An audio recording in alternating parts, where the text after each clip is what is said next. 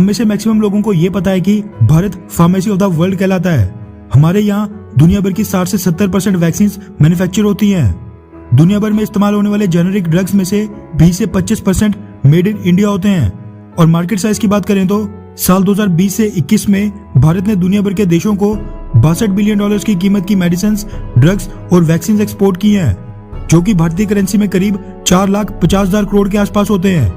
वैसे गर्व करने की बात तो ये है ही, लेकिन हम कई बार ये भूल जाते हैं कि ये जो मेडिसिन, ड्रग्स, जेनेरिक दवाइयाँ, वैक्सीन भारत में मैन्युफैक्चर हो रही हैं, इनकी मैन्युफैक्चरिंग में इस्तेमाल होने वाला सबसे महत्वपूर्ण इंग्रेडिएंट एपीआई हम बाहरी देशों से इंपोर्ट करते हैं। और उससे भी ज्यादा चिंता का विषय ये है कि जिन देशों से हम एपीआई इंपोर्ट करते हैं उनमें सबसे टॉप पर आता है चाइना।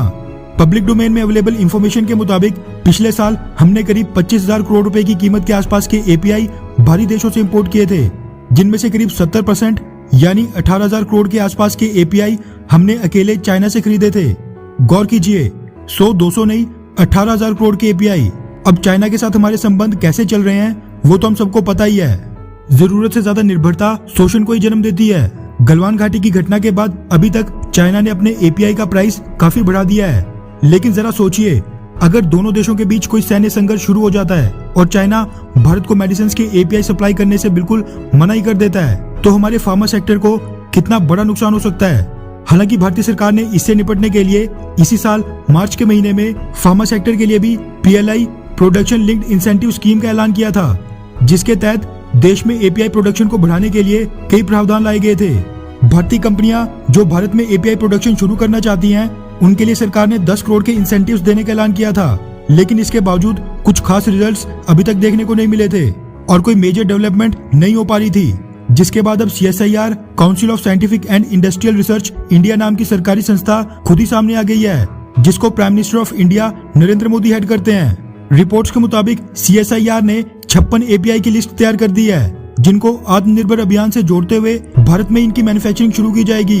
द प्रिंट के हवाले से आ रही मीडिया रिपोर्ट्स के मुताबिक ये एपीआई और बल्क ड्रग, पैरासिटामोल, एंटीबायोटिक से लेकर HIV एड्स की मेडिसिन बनाने में इस्तेमाल होते हैं। CSIR ने शुरुआत 30 एपीआई के साथ की है, जिसके बाद अगले 2 से 3 सालों में सभी 56 एपीआई भारत में मैन्युफैक्चर होंगे। रिपोर्ट्स के मुताबिक इन सभी एपीआई के लिए जरूरी केमिकल्स निकाले जाते हैं कोल और क्रूड ऑयल यानी पेट्रोलियम से। इसीलिए CSIR इसके लिए मदद लेगी भारतीय सरकार की कोल एंड पेट्रोलियम मिनिस्ट्री से। और एपीआई बनाने में जो केमिकल्स चाइना जैसे बाहरी देशों से मंगाए जाते हैं, उनकी भारत में प्रोडक्शन शुरू करने पर जोरों शोरों से काम शुरू कर दिया है।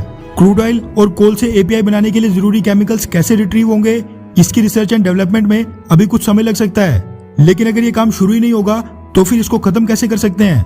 ऐसे में खुशी की बात यह है कि एपीआई की रिसर्च और डेवलपमेंट में भारत के प्राइवेट प्लेयर्स द्वारा इंटरेस्ट न दिखाने पर पीएम द्वारा हेडेड CSIR ने बेड़ा खुद ही उठा लिया है, जिसके बाद इस दिशा में 56 एपीआई भारत में बनाने का काम शुरू कर दिया गया है। मोटे शब्दों में कहो तो चाइना को आने वाले कुछ सालों में लगभग 18,000 करोड़ रुपए का नुकसान होने वाला है, जिसकी नींव CSIR ने रख दी है।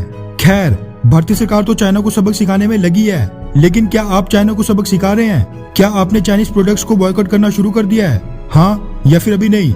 नीचे कमेंट करके अपनी राय जरूर बताएं। अच्छा सुनो, चैनल को सब्सक्राइब करो, उसके बाद घंटी बजा देना ताकि अगली वीडियो आपसे मिस ना हो पाए। Thank you.